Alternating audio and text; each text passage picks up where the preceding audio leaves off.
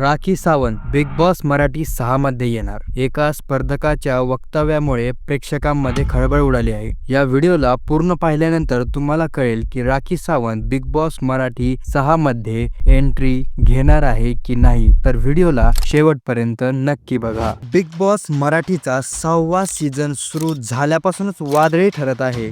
घरातील टास्क असोत किंवा भांडणं, सगळीकडे एकच धिंगाणा सुरू आहे. आता या वादळात आणखी एक मोठा ट्विस्ट येण्याची शक्यता आहे.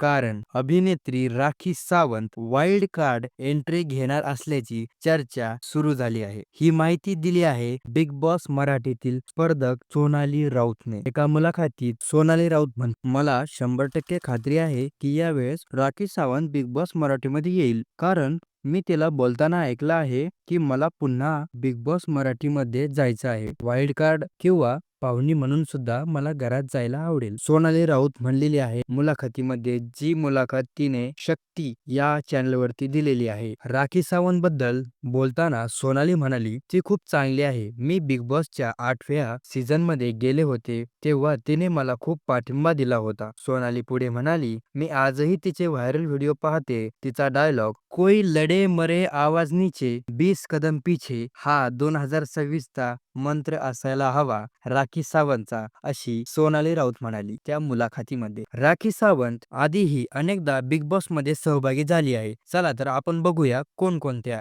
वेळेस. तर 2006 मध्ये बिग बॉस सीझन 1 मध्ये राखी सावंत सहभागी झाली होती. त्यानंतर बिग बॉस मराठी सीझन 5 मध्येही राखी सावंत आली होती. त्यानंतर big boss Hindi season 14 wild card म्हणून राखी सावंतने एंट्री घेतली होती. त्यानंतर परत बिग बॉस हिंदी सीझन 15 मध्येही Rakhi Sawant wild card entry म्हणून आली होती. आता ती बिग बॉस मराठी सीझन 6 मध्ये येणार असल्याची जोरदार चर्चा होत आहे. जर राखी सावंतची एंट्री झाली तर घरात काय होणार? राखी सावंतची एंट्री झाली तर बिग बॉस मराठीचा सीझन पूर्णपणे बदलू शकतो. भांडणं, ड्रामा आणि एंटरटेनमेंटचा तडका लागणार यात शंका नाही. खरंच Rakhi Sawant wild card entry घेणार का?